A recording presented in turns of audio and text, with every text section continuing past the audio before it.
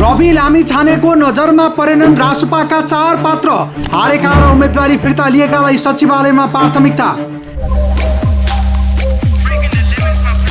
Extreme energy drink. राष्ट्रिय स्वतन्त्र पार्टीले पछिल्लो समय गरेको पद तथा जिम्मेवारी बाँडफाँडसँगै पार्टीभित्रको आन्तरिक शक्ति सन्तुलन र गुटबन्दीबारे तीव्र बहस सुरु भएको छ।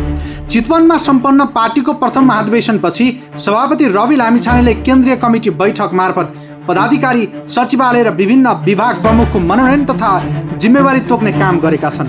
तर यो प्रक्रियामा अपनाएको मापदण्ड र निर्णय प्रक्रियाले पार्टीभित्र असन्तुष्टि जनाएको छ। पार्टी संरचनामा अवसर र प्राथमिकताको विरोधाभास।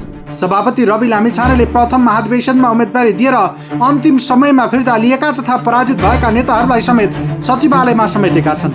महामन्त्री उम्मेदवारी फिर्ता लिएका गणेश पराजुली, शिशिर खनाल, कवेन्द्र बुर्लाकोटी र जगदीश खरेललाई सचिवालय सदस्य बनाइएको छ भने उपसभापतिमा पछि हटेकी इन्दिरा राणा मगर पनि सचिवालयमा परेकी छिन्। त्यस्तै महामन्त्रीमा पराजित मनिष झालाई समेत सचिवालय सदस्यको जिम्मेवारी दिएको छ। यसको ठिक विपरीत पार्टीमा निरन्तर सक्रिय रहँदै आएका र जनमानसमा लोकप्रिय मानिएका तोसीमा कार्की, रन्जु दर्शना, सागर ढकाल र गणेश कार्की भने लामिछानेको प्राथमिकतामा पर्न सकेनन्। यसअघि सचिवालय सदस्य समेत रहेका सागर ढकाल र ललितपुर 3बाट प्रत्यक्ष निर्वाचित प्रतिनिधि सभा सदस्य तोसीमा कार्कीलाई सचिवालयबाट बाहिर राखिएको छ। तोसीमालाई केवल जनस्वास्थ्य संगठन विभागको प्रमुख सीमित बनाएर खुम्चाइएको छ। त्यस्तै विवेकशील साझाबाट आएकी रन्जु दर्शना र महामन्त्रीमा प्रतिस्पर्धा गरेका गणेश कार्की पनि सचिवालयमा हटाएनन्। आलोचक र फरक मत राख्ने प्रति उपेक्षा। पार्टीभित्र गणेश कार्की, तोसीमा कार्की र सागर ढकाल रन्जु दर्शनालाई तुलनात्मक रूपमा स्पष्ट र फरक विचार राख्ने नेताका रूपमा हेरिन्छ।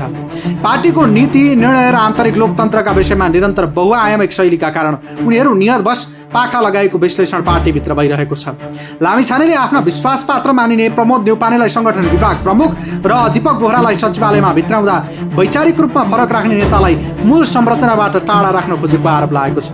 सभापति रवि लामिछानेले यो मनोनयन पहिलो चरणको मात्र भएको र आगामी दिनमा योग्य नेताहरूलाई समेट्दै जाने स्पष्टीकरण दिएका छन्। तर पहिलो चरणमै फरक मत राख्ने मुख्य 4 पात्रहरू उपेक्षामा पर्नुले आगामी दिनमा उनीहरूको राजनीतिक भूमिका र भविष्यमाथि थप प्रश्न चिन्ह खडा गरेको छ।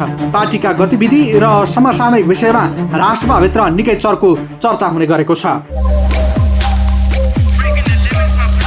Extreme energy drink.